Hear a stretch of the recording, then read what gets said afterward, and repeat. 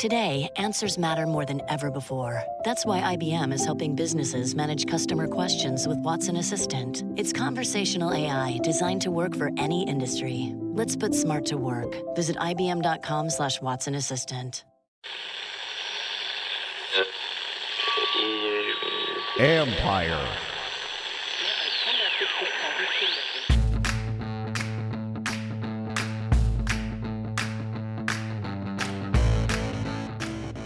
Hello and welcome to my podcast, sponsored by Lone Oak Coffee. Visit loneoakcoffee.com, use promo code COFFEE2020 to receive a discount. Yes, this is a bonus edition of the podcast, and we're trying something new here, folks. I wanted to break it up a little bit for you during the week to hopefully make it easier for you to listen to all the content. So today, I'll be joined by ESPN's Jamison Hensley to talk about the Baltimore Ravens game. A quick look at Sunday's matchup. Washington is 1-2. There's a long way to go in the season and a lot of lessons still to be learned. So the more information you have, the better. And heck, if you're a fantasy football player, this is good info as well. So spread the word. I will have another podcast out Thursday, and I can use your help on that one with some mailbag questions for a Therapy Thursday session. I'll also be joined by former Washington receiver Santana Moss. And don't forget, you can read my work on ESPN.com, and you can follow Jamison at Jamison Hensley, JAMISONHENSLEY. And now, here's my conversation with ESPN's Jamison Hensley. Jamison, first of all, do you feel rested? These Monday night games are late. I mean, you get older and it's hard to cope with it. I'll just say this. I feel like I'm in better shape than some of the Ravens players today, maybe. Probably are. So what did that game reveal to you? It's, again, and I hate when we keep talking about, this revealed a blueprint on how to beat the Ravens. But I think it reiterated a plan of attack for the Ravens. And some of it's easier said than done. But in every instance where, since Lamar Jackson took over as a starter midway through the 2018 season, teams that are able to jump out to commanding leads just take the Ravens completely out of their game.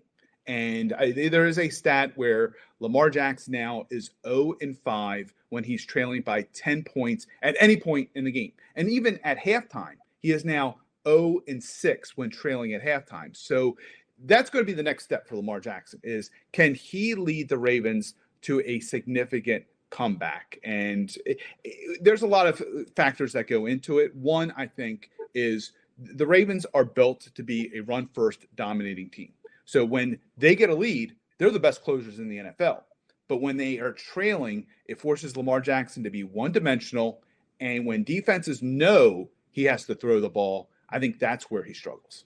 Do they play him differently? Is it more, are they able to, is it more, can they use more coverages and all that to throw him off a little bit? Is that what goes on there? They also, I think they feel a little bit more freedom to blitz, and they get a little bit more aggressive. And they say, and it's basically, if you're up by 10, 14, 21 points, they're kind of saying, okay, if we blitz and Lamar Jackson runs for 15 yards, they'll take that, but they want to get him moving around. And if they get him moving around, he's not as accurate. He's not going to be able to look deep downfield to make those throws.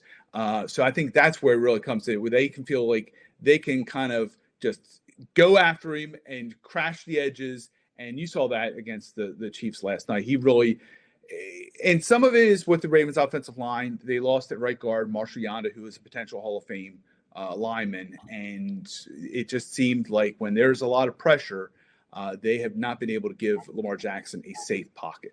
With Lamar, with that, because the blitz is giving him some problems with that, why do they give him problems? Is it because, they're waiting for plays to develop? Is he not seeing things fast enough? What is the reason? Yeah, I think really when he gets the ball and they're crashing at him, he likes to go through his progression.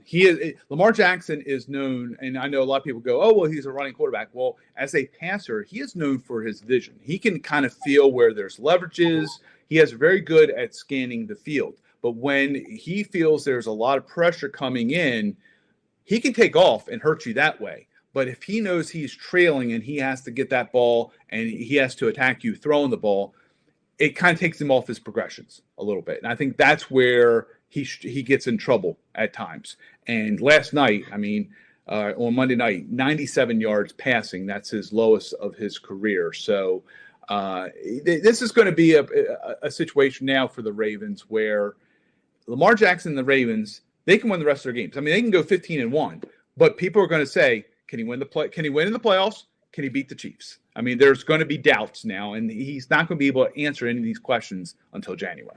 And there's obviously, they try to get him some more weapons too. And Marquise Brown, a good opener, but that downfield passing game hasn't been there the way I think, Lamar worked on that in the offseason with his mechanics and all that, but it hasn't been there. What's happened since that first game, besides they were playing the Browns, what's happened since then that maybe has taken that away, or it's been an issue, or hasn't been the success they hoped? Yeah, and honestly, I'm surprised they're not taking more consistent shots with Brown downfield, because he's the fastest player. I mean, he is arguably as fast as Tyreek Hill, and you see how the Chiefs use Hill, and I think that the Ravens should pick up a few things what the Chiefs do with Hill and get Brown, because it seems like there are times when he just disappears. And if you have the fastest receiver in the league, why don't you line him up on the outside? And I don't care if they have a safety on top. He is so fast, straight line speed. Just take one or two shots deep downfield. Just throw it up to him. And the Ravens just haven't done that. And I think that's where I think if they can kind of connect on that and get a little bit more consistency on that, that opens up everything else. And it's just that he has kind of disappeared too much. And I know that they're trying to do some more crossing patterns and things like that, but it's pretty simple to me. He is a fast guy. Get him on some go routes, and even if you miss on him a little bit, at least give them a threat of doing it. And I don't think they're doing that enough with him. And I would think this week Washington's had a hard time with teams getting behind them at times. I would think that this is a chance for that to get healthy for them, perhaps. They would love that, because that's the thing where I think teams now they're going to be coming after Lamar, and they're going to see if he can kind of rebound from this game, and we'll see. And Lamar has done very well, and that's kind of the shocker of this Chiefs game, because the Ravens had won 5 straight games by double digits. They hadn't led, or they hadn't trailed in the second half in I think it was 13 straight games. So when they have a game where they just kind of, it's almost role reversal. They're the team that's getting pushed around, getting beat up. I think it's going to be very interesting to see how they respond to that. What kind of target is Mark Andrews for him? Very good. And again, but he had a great, and he's been the most consistent weapon for Lamar Jackson over the time. But Andrews dropped 2 passes on Monday night, one in the end zone, which doesn't happen very often. But Lamar Jackson, he loves looking at that middle of the field. And it's kind of funny, because as soon as he took over for Joe Flacco in 2018, him and Mark Andrews had this instant connection. They called it, they had like the street ball connection, where the play would break down, and it would always seem like Lamar would find Mark Andrews. And he's fast, but Mark Andrews has a great feel for where it's open, as far as whether it's man-to-man zone. He has a great way of getting open. And I think Lamar he almost comes into this security blanket type mode, where he knows at any point, if he has to go somewhere, he knows Mark Andrews is going to work the way to get open. I think that's where kind of that connection really built. Support for this podcast comes from McDonald's. You asked for McDonald's Chicken McNuggets made spicy. Blew up their social media with fire emojis, chili emojis, grinning face with sweat emojis, and suggested they'd be better if they made you cry. A little. Well, you got it. Introducing McDonald's new Spicy Chicken McNuggets. Breaded in spicy tempura made with a blend of aged cayenne. They're just the right amount of spicy. A small to medium-ish Sprite kind of spicy. Let's get a McFlurry after this kind of spicy. But if you get them with their new mighty hot sauce, it's more of a napkins are for foreheads now too kind of spicy. Better make sure you've got another ice-cold drink on hand kind of spicy. You're going to wonder, this came from McDonald's? Kind of spicy. New Spicy Chicken McNuggets, available at participating McDonald's for a limited time. You've heard me talking about Lone Oak Coffee for a couple months now. Let me tell you a little bit about who they are and what they're about. Lone Oak Coffee is based in the Shenandoah Valley, just a nice bunch of people who are open for business during this trying time. Just look at their website, loneoakcoffee.com, and what do they highlight? Their core values of quality, family, transparency. They work with co-op farmers from all over the world to source their beans. They also support small farmers to find the right beans. During this pandemic, one of my saving graces has been grinding my beans from Lone Oak Coffee and taking a few minutes before the day to savor the coffee, get my mind right. Put a little jazz or Frank Sinatra or Louis Armstrong on in the background, it's even better. I've enjoyed all their blends, but among my favorites, the Ethiopian Guji, love the berry flavor, the Mexican Chiapas, and their house blend. Start your day off right with Lone Oak Coffee. Visit loneoakcoffee.com, that's LONEOAK coffee.com. Use promo code COFFEE2020 for a discount. You can thank me later. With that defense, and they're not facing the Chiefs offense this week. So it's a little bit, I don't want to focus too much on what they showed that game, but in the first couple of games, they had success against the Browns. They go out and win another game. So in Houston too. And so what have you liked about this defense, and what are the things that concern you?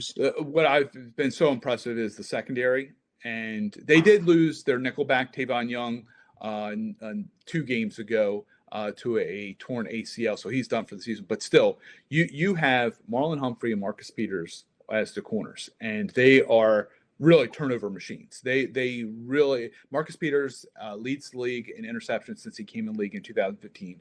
Marlon Humphrey plays that position like a linebacker. He is so physical. He is always going for the ball. If the Ravens can get any sort of a pass rush, the quarterbacks are going to have a hard time finding open guys out there. So that is really what has impressed me. But I think the Ravens have spent this offseason in trying to really improve that front seven. They traded for Calais Campbell, the defensive end. They signed Derek Wolfe, the defensive tackle from the Broncos. They drafted Patrick Queen in the first round to be their middle linebacker. On Monday night, Queen struggled so much that they benched him for a handful of games or a handful of snaps. They took him off to the side. So this is a big game for the rookie first round pick, Patrick Queen. They want him to get on track. And this is when you're going against an offense that is not anywhere close to the Chiefs, and there's not many offenses that are, they're hoping over the next few weeks they can kind of rebuild the confidence of Patrick Queen. Where did he struggle? Because one thing that Washington can do, and I think people have been waiting for it, I've been waiting for it, is they do have a couple of running backs that can hurt you, Antonio Gibson and J.D. McKissick, and you're starting to see more and more the last couple of weeks them getting a little bit more involved. So where was he hurt last night, and is that an area that Washington can exploit? Some of it was coverage. Some of it was just a little hesitancy. And because with the Chiefs, they're always doing a lot of motion, a lot of crossing. You have to be really on point, and he had some confusion out there. So that's when they went and they added Chris Board and LJ Ford, more of the experienced guys out there. But what they lose is Patrick Queen's athleticism and speed. And so that's what they just have to get him, I think, really focusing on where's his keys, what should he be doing, because I think once it really was a snowball effect with the Chiefs. The Ravens hadn't allowed a team to score more than 21 points in quite a long time. And they allowed 27 points to the Chiefs in the first half. I think there was a little bit of a shock, a little bit like what is just happening out there. And I think for Patrick Queen, it really does he has to get back to, okay, what is he supposed to do and not try to do too much. And I think that's kind of what was really happening to him. Being a young player, seeing his defense struggling, he's supposed to be the man in the middle. And I think that's what kind of hurt him. I think they really have to simplify things for him going forward, and especially going against this game. And last thing, because one of the matchups to me, you could look up front with the lines, and with the Ravens defensive line, you mentioned they focused on that. Is it good enough? And can they? I know I've seen the total 6 sacks. That doesn't always tell you anything other than they have 6 sacks. So how have they been doing? And is that an area where will they need to blitz a guy like Dwayne Haskins, or are they going to rely on just, hey, this front four can do the job? Yeah, and the Ravens, what they do, and they have a pretty good history in going against rookie and first and second year quarterbacks. And what they try to do, it's not just be overly aggressive. And the Ravens defense coordinator, Don Wink Martindale, is the most aggressive. I mean, no team has blitzed more since Martindale became the defensive coordinator. But what they try to do with young quarterbacks is they try to not show things more than once. They're very good at the zone blitzes. And you have seen Calais Campbell, who, I mean, he's listed 6'7", but he looks like he's 7 feet tall. He's huge. He will drop back. It's something he never did in Jacksonville. He will drop back and it creates this huge, massive guy in the middle sometimes. And it's something that you're not prepared to see a lot of times. So they will try to load up the line of scrimmage. I will not be surprised if you see 9-10 guys going across that line, and you just don't know which players are blitzing, which guys are going back. But they're going to do as much as possible to where they want Dwayne Haskins, when he comes to that line, thinking, okay, what's going on? What do I have to prepare for? Where do I need to put the protection? Shift the protection. They want to put a lot of pressure on him pre-snap. Jamison, I appreciate you joining me. Great insight. Great. Thank you so much, John. Support for this podcast comes from today's military. You have a calling. We have an answer. Finding your purpose can mean following a different path, and that can be intimidating, but also rewarding. Consider the unexpected by looking at today's military. You have a calling. We have an answer. Learn more at todaysmilitary.com. I told you it was quick. That's it for this episode. If you have a mailbag question, send it to me on Twitter at John_Keim, K-E-I-M. Don't forget to support our sponsors, Lone Oak Coffee. That's loneoakcoffee.com, L-O-N-E-O-A-K, coffee.com. Talk to you Thursday.